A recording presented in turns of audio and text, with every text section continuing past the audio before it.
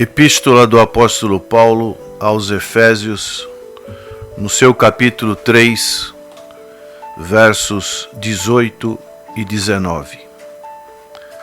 Poderdes perfeitamente compreender com todos os santos qual seja a largura e o comprimento e a altura e a profundidade, e conhecer o amor de Cristo, que excede todo entendimento, para que sejais cheios de toda a plenitude de Deus.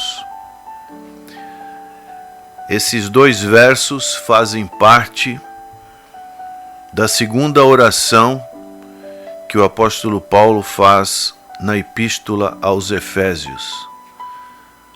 A primeira oração está no capítulo 1, aonde ele fala sobre o esclarecimento. Nós, quando recebemos a Cristo, não é simplesmente agora estou salvo, mas é um contexto extremamente profundo que a Bíblia foi deixada para que nós pudéssemos receber essa informação, esse esclarecimento, e recebido este esclarecimento, Paulo está dizendo aqui àqueles cristãos de Éfeso, que era uma região que tinha grande influência do paganismo, especialmente da deusa Diana, a deusa dos Efésios, dos Éfesos, que era uma deusa que tinha uma imagem de uma mulher com vários seios, representando a fertilidade, e essa fertilidade era buscada na parte agrícola daquela região. E agora Paulo leva o evangelho, aquelas pessoas se convertem. Existe também uma influência muito forte do judaísmo. E Paulo, escrevendo essa epístola, ele que estava preso, algemado à guarda pretoriana romana, ele quer dar esse esclarecimento e, ao mesmo tempo, mostrar os recursos que nos capacitam a viver a plenitude da vida cristã, de maneiras que a nossa busca neste mundo, nessa peregrinação passageira que temos por esse mundo, não é simplesmente receber a Cristo e pôr um ponto final. Devemos e somos como que impelidos a crescer na graça e no conhecimento do Senhor Jesus Cristo. Temos que almejar a estatura de um varão perfeito.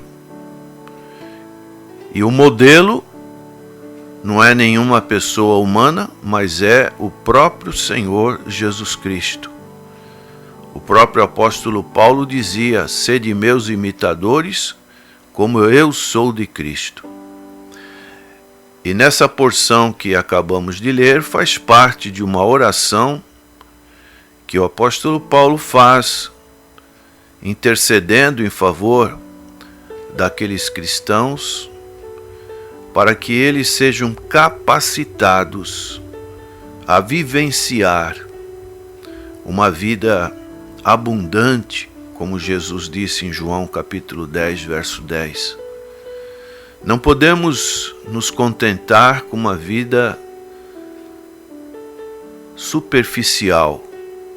Temos que buscar uma vida cristã profunda.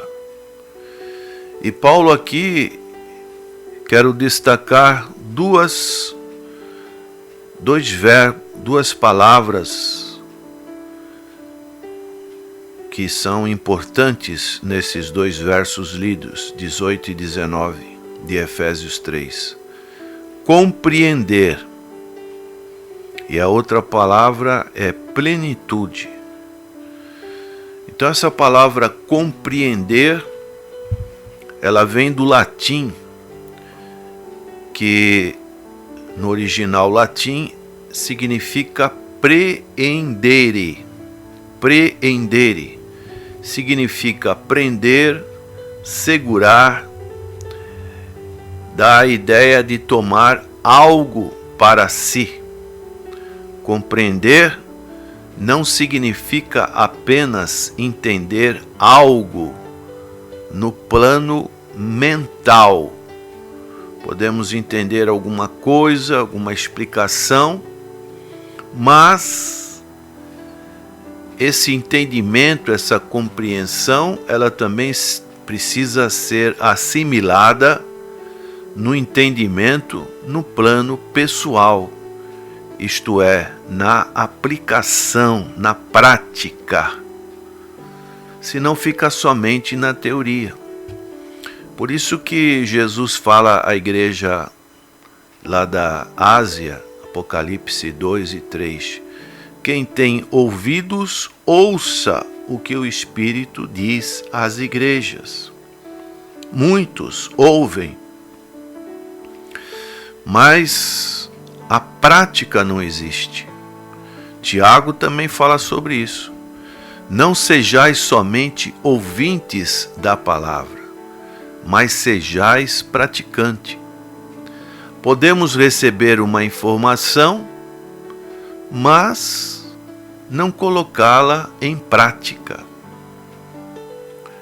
Então a preocupação de Paulo é que aqueles cristãos, e para nós também, no nosso contexto, nos apropriemos do que ele diz aqui, nesse verso 18, compreender com todos os santos, qual seja a largura, o comprimento e a altura e a profundidade, e conhecer o amor de Cristo, que excede todo entendimento. E esse amor de Cristo, ele coloca em 4 dimensões: a largura, o comprimento, a altura e a profundidade. Como podemos conhecer isso? Essa é a questão. Essa é o grande desafio que temos diante desta compreensão desta palavra. Podemos dar um exemplo no caso de Abraão. Ao herdar a terra prometida, Deus disse para Abraão, isso está em Gênesis capítulo 13, verso 17, Deus disse o seguinte: levanta-te, percorre esta terra no seu comprimento e na sua largura, porque a ti a darei.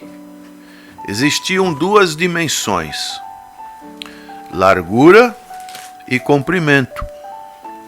Né? Quando você tem a oportunidade de comprar, por exemplo, um terreno, você vai querer saber. O nosso irmão Tiaguinho trabalhou com imobiliária.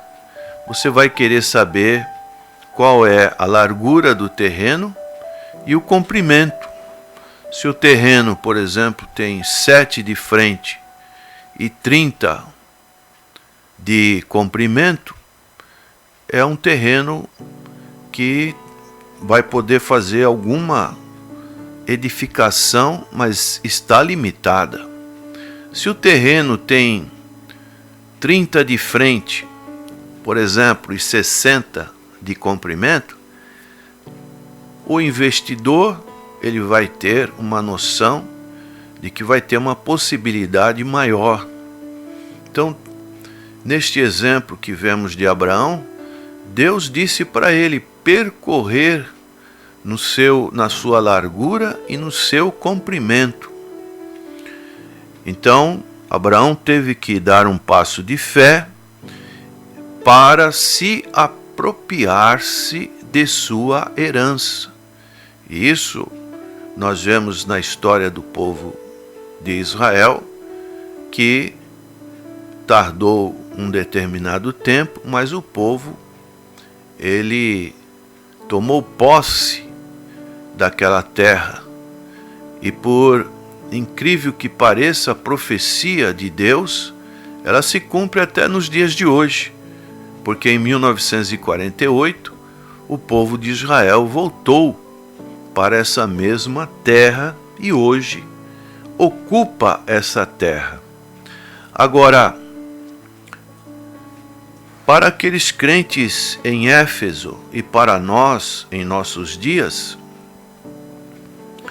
nós temos uma herança que Paulo está dizendo que ela também tem 4 dimensões.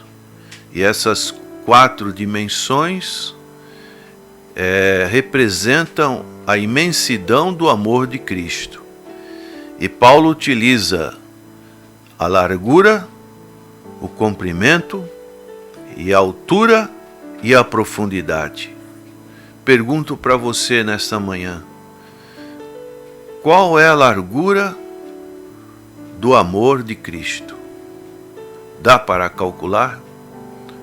Assim também o seu comprimento, a sua altura e a sua profundidade. E a 4ª dimensão de Cristo, que envolve essas medidas, essas figuras que podemos utilizar como mensuráveis, para Deus é o amor. Mas nós nos vemos diante de um paradoxo, pois Paulo deseja que conheçamos este amor que excede a todo entendimento no sentido pessoal. Então, como isso é possível? Nós temos noção de certas dimensões, como já falei sobre o exemplo de um terreno, mas a dimensão do amor de Deus, pergunto, será que pode ser medida? Será que tem 20 de frente por 60 de fundos? Esse amor de Cristo, Paulo mesmo está dizendo que excede todo entendimento. Então, Paulo ainda coloca uma dificuldade a mais, que isso faz parte da nossa busca por um crescimento espiritual, que nos vemos diante de uma situação em que, se não houver da nossa parte uma dedicação sobrenatural, não vamos nunca compreender. E realmente não dá para compreender, mas temos que nos esforçar para compreender todo este amor de Cristo que excede todo entendimento.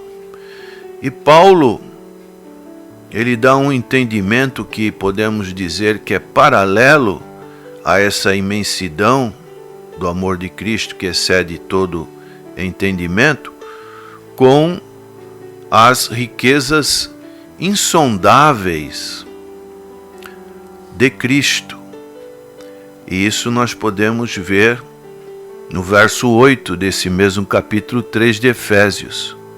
Ele diz, ele mesmo fazendo uma declaração pessoal: a mim, o mínimo, isto é, o menor de todos os santos, me foi dada esta graça de anunciar entre os gentios, por meio do Evangelho, as riquezas incompreensíveis de Cristo. Então, ele se qualifica como um anunciador desta graça, dessas riquezas que ele também coloca numa palavra que que não tem como nós fazermos uma medida, incompreensíveis. O que nós podemos concluir com isso? Nós somos tão ricos em Cristo que nossas riquezas não podem ser calculadas.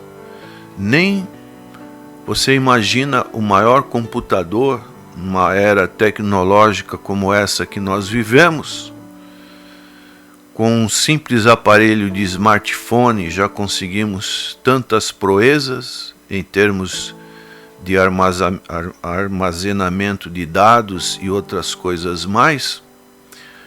Você imagina o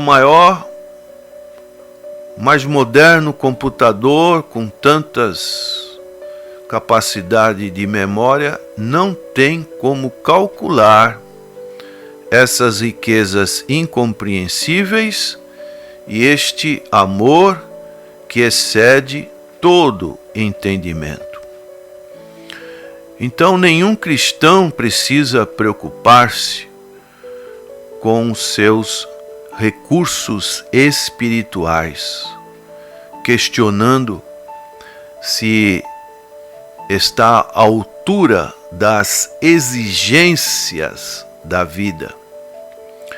O que nós precisamos fazer para nos inteirar dessa imensidão deste amor e dessas riquezas espirituais em Cristo? Nós temos que orar, pedindo força e profundidade espiritual, para sermos capazes de compreender e nos apropriar de todos esses recursos que são nos oferecidos pelo amor da graça de Deus. Por isso Paulo dizia em Filipenses 4,13: tudo posso naquele que me fortalece. Então eu te convido neste dia a você ser desafiado a buscar essa compreensão com todos os santos. Observe que Paulo, ele não coloca numa ótica individual, isso também é muito importante, mas ele coloca numa ótica coletiva. Individualmente, como cristãos,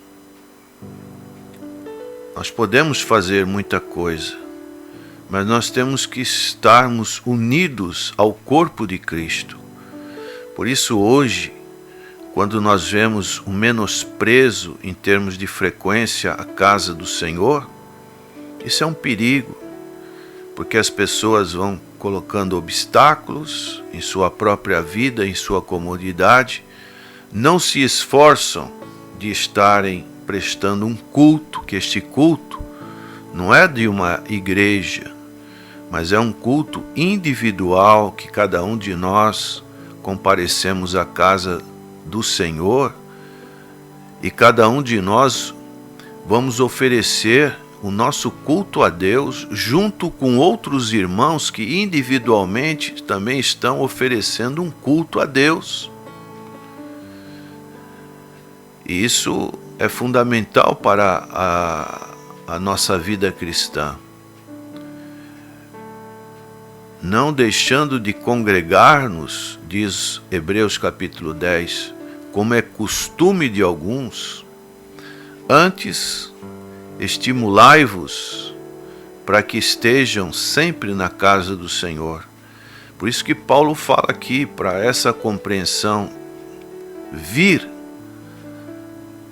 recebermos a necessidade do coletivo com todos os santos, isto é, nos aprimorando na nossa comunhão com os irmãos, e assim podermos não somente individualmente, mas coletivamente compreender isso que o apóstolo Paulo está dizendo. E como resultado disso, ele diz no verso 19 que a conclusão é a plenitude. Isso que nós devemos buscar com todas, para que sejais cheios de toda a plenitude de Deus. Você quer isso para a sua vida? Ou você só quer a superficialidade, as migalhinhas? As migalhinhas são importantes, mas é muito importante comer um alimento mais sólido, diz a palavra do Senhor. É muito mais importante não ser mais meninos, crianças, só recebendo aquele mesmo alimento, mas o amadurecimento é extremamente recomendável, insistido várias vezes na palavra do Senhor, para que nós possamos ter um comportamento maduro, não sejamos levados por toda sorte de ventos de doutrina. Então, podemos dar um exemplo na natureza. A natureza, ela tem aversão ao vácuo. Quando estamos, por exemplo, numa estrada, e isso acontece muito também com competição de carro de corrida, geralmente o carro que está na frente e o que está vindo em segundo lugar, ele entra no vácuo, no deslocamento do ar do primeiro carro. E assim o seu motor não é tão exigido. E de repente, quando é possível, ele faz uma ultrapassagem, dando potência para que o seu veículo ultrapasse o que vem na frente. E isso é uma figura do vácuo. A natureza tem aversão ao vácuo. E podemos dar uma explicação que o ar e a água ocupam imediatamente qualquer espaço vazio.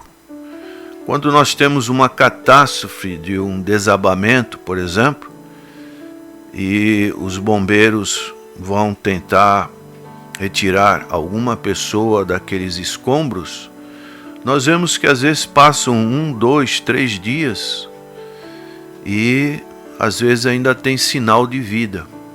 Por que tem sinal de vida? Porque naquele lugar que caiu aquele escombro, existe ainda o ar. O ar está ali que faz com que a pessoa respire. Então o ar ocupa esse espaço vazio. Assim também a água ocupa o espaço vazio. Quando nós temos uma pingadeira em casa, é extremamente difícil saber de onde vem aquela água. Geralmente não é do ponto que está pingando, mas geralmente vem de um outro ponto. Então a água ocupou aquele espaço vazio. Assim também acontece com a natureza divina. Ela tem aversão ao vácuo. Deus deseja que experimentemos a plenitude de uma vida que seja cheia dessa plenitude de Deus, cheios de toda a plenitude de Deus, é o que Paulo está dizendo. E isso vem através do Espírito Santo. É o meio pelo qual obtemos essa plenitude. Por isso Paulo, no capítulo 5 dessa mesma epístola, ele fala, no capítulo 5, verso 18, não vos embriagueis com vinho, onde há contenda. Primeiro o negativo, depois o positivo. Mas enchei-vos do Espírito Santo. Quer dizer, retira o vinho, retira esse vácuo que não serve para nada e se encha com o Espírito Santo, cuja medida é aquilo que Deus tem preparado para nós.